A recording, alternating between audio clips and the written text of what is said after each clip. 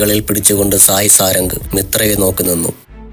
ഇനി നമ്മൾ കണ്ടുമുട്ടുന്നത് ഇങ്ങനെയാണെന്ന് നീ വിചാരിച്ചില്ല അല്ലേ സായ് സാരംഗ്? അന്ന് എൻ്റെ മുന്നിൽ വന്നു നിന്ന് ആനന്ദ് സാറിനെ കുറിച്ച് അങ്ങനെയെല്ലാം പറഞ്ഞപ്പോൾ നീ കരുതിയോ ഞാനതൊക്കെ വിശ്വസിച്ചു എന്ന്? നീ മറക്കാൻ പാടില്ലാത്ത ഒരു കാര്യമുണ്ടായിരുന്നു. ഞാൻ അഗ്നിമിത്രയാണെന്ന്. അഗ്നിപുത്രി എന്നെ വിശേഷിപ്പിച്ചില്ലേ? അതെ, ഞാൻ തീയിൽ കുരുത്തവളാണ്, അഗ്നിയുടെ പുത്രിയാണ്. അവൾ പറയുന്നതെല്ലാം കേട്ട് മറുപടി ഏതുമില്ലാതെ നിൽക്കുന്നവൻ്റെ മുഖത്ത് തികഞ്ഞ പുച്ഛമായിരുന്നു. അത് കണ്ടതേ അവളുടെ മുഖത്ത് കലിപ്പ് നിറഞ്ഞു.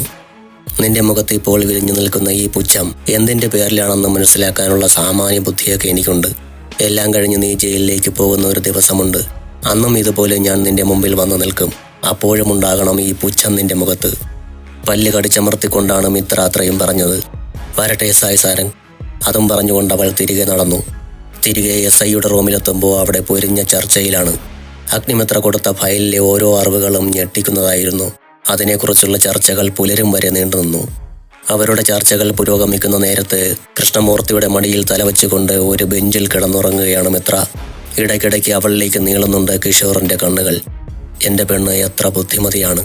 ഈ തെളിവുകളെല്ലാം അവൾ കണ്ടുപിടിച്ചത് അച്ഛനെ കൂട്ടുപിടിച്ചാണെന്ന് ഓർക്കുമ്പോൾ മാത്രമാണ് വിഷമം തോന്നുന്നത്. ഇതെല്ലാം അവൾക്ക് എന്നോട് പങ്കുവയ്ക്കാമായിരുന്നു. താൻ അവൾക്കൊപ്പം നിൽക്കുമായിരുന്നില്ലേ? നിൽക്കില്ലെന്ന് തോന്നിയിട്ടുണ്ടാകും. അവൾ പറയുന്ന കാര്യങ്ങൾക്കൊന്നും താൻ അവളെ പ്രോത്സാഹിപ്പിച്ചിട്ടില്ലല്ലോ. മറിച്ച് അവളോട് ദേഷ്യം കാണിക്കുക മാത്രമല്ലേ ചെയ്തത്? അവനൊന്ന് ദീർഘമായി നിശ്വസിച്ചു. ചർച്ചകൾക്കൊടുവിൽ പിറ്റേന്ന് ചെയ്തു തീർക്കേണ്ട കാര്യങ്ങളെക്കുറിച്ച് ഒരു ധാരണ ഉണ്ടാക്കിയിട്ടാണ് SP-യും CIയും അവിടെ നിന്നും പോയത്. അപ്പോഴേക്കും പുലർച്ചെ 4 മണി കഴിഞ്ഞിരുന്നു. മൂർത്തി മിത്രയെയും കൂട്ടി കാറിൽ വീട്ടിലേക്ക് തിരിച്ചു. അന്ന് പോലീസ് ജീപ്പിൽ വന്നതുകൊണ്ട് കിഷോറും അവരുടെ കൂടെ കാറിൽ കയറി. മോളെ എഴുന്നേൽക്ക്, വീടെത്തി. ബാക്ക് സീറ്റിൽ കിടന്നുറങ്ങുകയായിരുന്ന മിത്ര മൂർത്തിയുടെ വിളി കേട്ടാണ് എഴുന്നേറ്റിരുന്നത്. അവൾ വേഗം ഡോർ തുറന്ന് പുറത്തിറങ്ങി. അപ്പോഴേക്കും അനുപമ വാതിൽ തുറന്ന് ഉമ്മറത്തെത്തിയിരുന്നു. മിത്ര ആരെയും ശ്രദ്ധിക്കാതെ ഹാളിലേക്ക് ഓടിക്കയറി അവിടെയുള്ള സോഫയിലേക്ക് കിടന്നു. മോളെ ഇവിടെ കിടക്കണ്ട, റൂമിലേക്ക് കിടക്കൂ. എനിക്ക് മമ്മ കൊണ്ടാക്കി തരാം എന്ന് പറഞ്ഞുകൊണ്ട് അവൾ അവിടെ തന്നെ ചുരുണ്ടുകൂടി. ചുണ്ടിൽ ഒരു ചിരിയുമായി മൂർത്തി അകത്തേക്ക് നടന്നു. മോള് വല്ലതും കഴിച്ചായിരുന്നോ കൃഷ്ണേട്ടാ? അകത്തേക്ക് നടന്നു പോകുന്ന കൃഷ്ണമൂർത്തിയെ നോക്കിക്കൊണ്ട് അനുപമ വിളിച്ചു ചോദിച്ചു. അവൾക്ക് അച്ഛൻ പൊറോട്ടയും ചിക്കൻ കറിയും വാങ്ങിക്കൊടുത്തമ്മേ. പിന്നാലെ കയറി വന്ന കിഷോറാണ് അത് പറഞ്ഞത്. ഇതിനെ ഇവിടെ കിടത്തിയിട്ട് ഞാൻ എങ്ങനെ അകത്ത് പോയി കിടക്കും? അമ്മ പോയി കിടന്നോ, ഞാൻ ഹാളിലുണ്ടാവും. സോഫയിലിരുന്ന് കാലിലെ ഷൂ ഊരുന്നതിനിടയിൽ കിഷോർ പറഞ്ഞു. അതും പറഞ്ഞുകൊണ്ട് അവൻ മുകളിലെ സ്വന്തം മുറിയിലേക്ക് പോയി. പെട്ടെന്ന് തന്നെ കുളിച്ചൊരു ബെർമുടയും സ്ലീവ്ലെസ് ഷർട്ടും എടുത്തിട്ട് കൊണ്ടവൻ താഴേക്ക് വരുമ്പോൾ അനുപമ പുതപ്പിച്ചു കൊടുത്ത പുതപ്പുമായി ചുരുണ്ടുകൂടി നല്ല ഉറക്കത്തിലാണ് മിത്ര. അവൻ പതിയെ അവളെ ഉണർത്താതെ ആ സോഫ നിവർത്തിയിട്ടു. അതിനുശേഷം ലൈറ്റ് ഓഫ് ചെയ്ത് അവനും അവൾക്കരികിലേക്ക് ചാഞ്ഞു. മിത്ര പുതച്ചിരുന്ന പുതപ്പിന്റെ ഒരു അരികുവശം അവൻ അവന്റെ മേലേക്ക് വലിച്ചിട്ടു. തിരിഞ്ഞു കിടക്കുന്ന അവളിലേക്ക് ചേർന്ന് കിടന്ന് വലത് കൈ കൊണ്ട് അവളെ ചേർത്ത് പിടിച്ചു. പിന്നെ അവളുടെ മുടിയിലേക്ക് മുഖം പൂഴ്ത്തി മിഴികളടച്ച് അങ്ങനെ കിടന്നു. രാവിലെ ആദ്യം ഉണർന്നത് അനുപമയാണ്. ഹാളിലെത്തിയതും അവരുടെ മുഖം ഒന്ന് ചുളിഞ്ഞു. ദേ കൃഷ്ണേട്ടാ, ഒന്നിങ്ങോട്ട് വന്നേ. എന്താ? രാത്രി വൈകി വന്നു കിടന്നതിൻ്റെ ആലസ്യത്തിലായിരുന്നു ആ ചോദ്യം. ദേ നിങ്ങളുടെ മോൻ മിത്രമോളെ കെട്ടിപ്പിടിച്ചുകൊണ്ട് കിടക്കുന്നു. അതിനെന്താന്നോ? നിങ്ങൾക്കൊരു ടെൻഷനുമില്ലേ മനുഷ്യ? കല്യാണം കഴിക്കാറായ കൊച്ചുങ്ങളാ. പണ്ടത്തെ കൊച്ചുങ്ങളല്ല ഇന്നത്തെ കൊച്ചുങ്ങളെന്ന് ഓർത്തോ നീ? ഒരു ബെഡിൽ ഒരുമിച്ച് കിടന്നതുകൊണ്ടൊന്നും ആകാശം ഇടിഞ്ഞു വീഴില്ലാനു. ഒരു പെണ്ണിന്റെ കൂടെ കിടക്കുമ്പോഴേക്കും അനാശാസ്യത്തിന് മുതിരാൻ നിന്റെ മകനൊരു വികാരജീവിയാണോ? നിനക്ക് അവനെ വിശ്വാസമില്ലെങ്കിലും എനിക്ക് വിശ്വാസമുണ്ട്. അവർ ഉണരുമ്പോൾ ഉണരട്ടെ, നീ അവരെ വിളിക്കണ്ട. 10 മണിക്ക് ഞങ്ങൾക്കെല്ലാവർക്കും കൂടെ ഒരു സ്ഥലം വരെ പോകാനുള്ളതാണ്. അവനാ ബോധമുള്ളത് കൊണ്ട് കൃത്യസമയത്ത് എഴുന്നേൽക്കും. നീ അപ്പോഴേക്കും കഴിക്കാനുള്ള ബ്രേക്ക്ഫാസ്റ്റ് തയ്യാറാക്ക്. അനുപമ മുറിയിൽ നിന്ന് പോയതും മൂർത്തിയുടെ ഫോൺ ബെല്ലടിച്ചു. എടുത്തു നോക്കിയപ്പോൾ സിദ്ധാർത്ഥിന്റെ നമ്പറാണ്.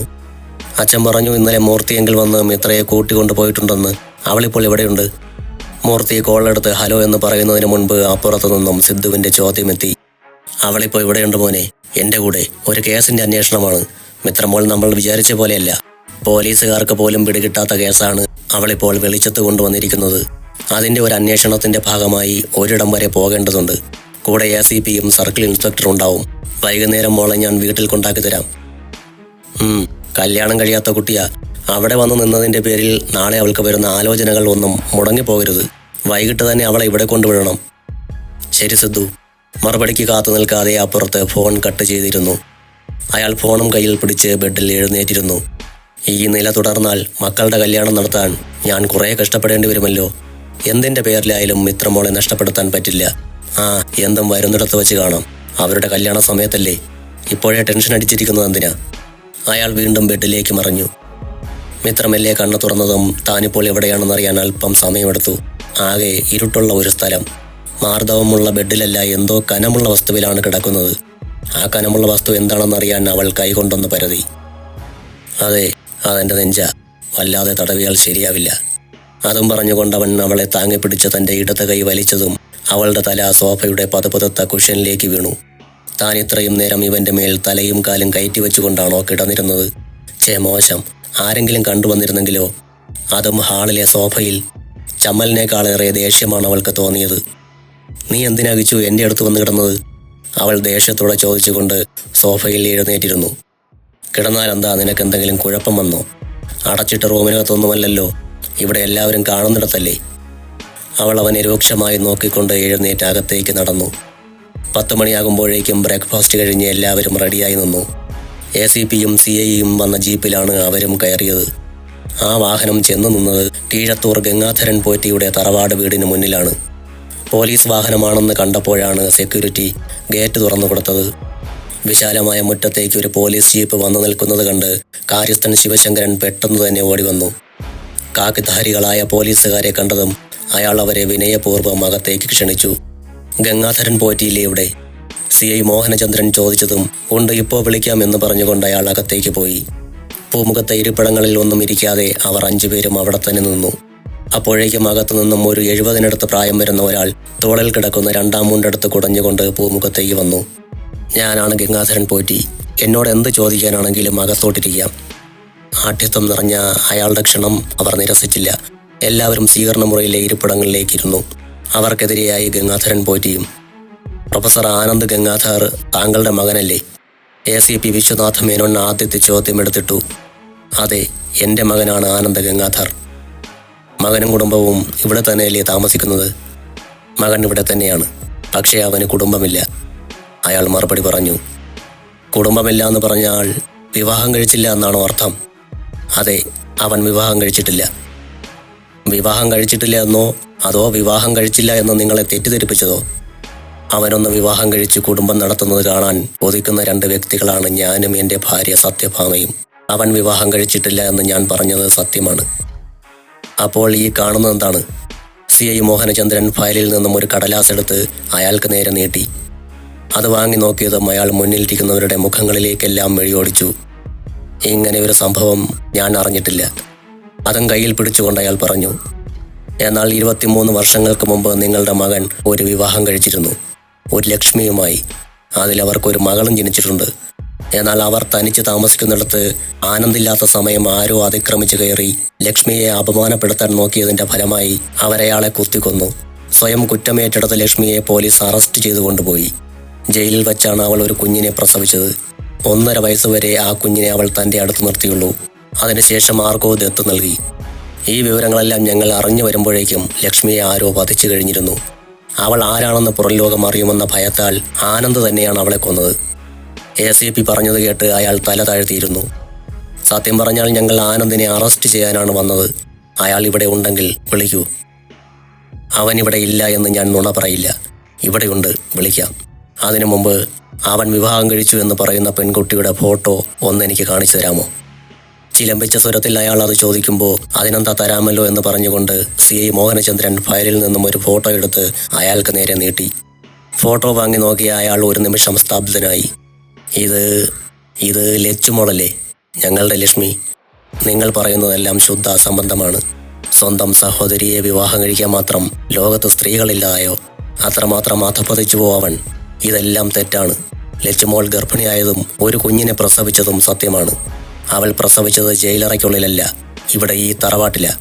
ആ കുഞ്ഞിൻ്റെ അച്ഛൻ എൻ്റെ മകനല്ല. എൻ്റെ ഭാര്യ സത്യഭാമയുടെ അനിയത്തിയുടെ മകളാണ് ലക്ഷ്മി. അച്ഛനും അമ്മയും കൂടപ്പിറപ്പുകളും ഒരു ആക്സിഡന്റിൽ മരിച്ചതിനെ തുടർന്ന് അനാഥയായി തീർന്ന അവളെ വളർത്തിയത് ഞങ്ങളാണ്. ഇവിടെ ആനന്ദിനോടൊപ്പമാണ് അവൾ വളർന്നത്. സ്വന്തമായി സഹോദരിമാരില്ലാത്ത അവന് അവളെന്നും സഹോദരിയായിരുന്നു. ആനന്ദ് ഒരു എക്സാം കഴിഞ്ഞ് കൂട്ടുകാരുമായി ടൂർ പോയതിൻ്റെ 2-ാം ദിവസം രാത്രിയിലാണ് ലക്ഷ്മി ക്രൂരമായി റേപ്പ് ചെയ്യപ്പെടുന്നത്. അബോധാവസ്ഥയിലാക്കിയതിനു ശേഷമാണ് അവളെ അയാൾ പീഡനത്തിന് ഇരയാക്കിയത്. അതുകൊണ്ട് തന്നെ ആരാണത് ചെയ്തതെന്ന് അവൾക്കറിയില്ലായിരുന്നു. ആനന്ദ് തിരിച്ച് വീട്ടിലെത്തിയെന്നറിഞ്ഞപ്പോൾ ഞാൻ അവനെ ഫോണിൽ ബന്ധപ്പെടാൻ നോക്കി. അന്നേരമാണ് അവൻ ബാംഗ്ലൂരാണെന്ന് ഞാൻ അറിയുന്നത്. അവൻ്റെ താമസ സ്ഥലത്ത് എന്തോ കേസുകെട്ടിൽ ഉൾപ്പെട്ടതുകൊണ്ട് അവൻ നാട്ടിൽ നിന്നും മാറി നിന്നതാണെന്ന് പിന്നീടാണ് അറിഞ്ഞത്. ഇവിടുത്തെ പ്രശ്നം കാരണം അതെന്ത് കേസാണെന്ന് ഞാൻ അന്വേഷിച്ചുമില്ല.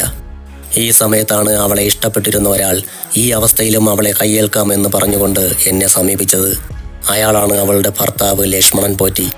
മാനസികമായി തളർന്ന അവൾ മറ്റൊരു വിവാഹത്തിന് സമ്മതിച്ചില്ല എന്നതാണ് സത്യം. എൻ്റെയും സത്യഭാമയുടെയും നിർബന്ധം മൂലം അവളെ ഞങ്ങൾ വിവാഹം കഴിക്കാമെന്ന തീരുമാനത്തിലേക്ക് കൊണ്ടുവരികയായിരുന്നു. അതിനിടയിലാണ് ഞെട്ടിക്കുന്ന ആ സത്യവും ഞങ്ങൾ അറിയുന്നത്. ലക്ഷ്മി ഗർഭിണിയാണ്. ഈ അവസ്ഥയിൽ ഇപ്പോൾ കല്യാണം നടത്തേണ്ട എന്ന് ലക്ഷ്മണൻ പോറ്റി തന്നെ പറഞ്ഞതിനെ തുടർന്ന് ഞങ്ങൾ കല്യാണം നീട്ടിവെച്ചു. കുഞ്ഞിനെ അബോർഷൻ ചെയ്യുകയായിരുന്നു ഞങ്ങളുടെ ലക്ഷ്യം. എന്നാൽ അത്രയും ദിവസത്തെ മാനസിക അസ്വസ്ഥത മൂലം അവളുടെ ശരീരം വീക്കായിരുന്നു. ഈ സമയത്ത് അബോർഷൻ നടത്തിയാൽ അവളുടെ ജീവന് തന്നെ ആപത്താണെന്ന് ഡോക്ടർ പറഞ്ഞതോടെ പ്രസവിക്കട്ടെ എന്ന് തന്നെ ഞാനും കരുതി.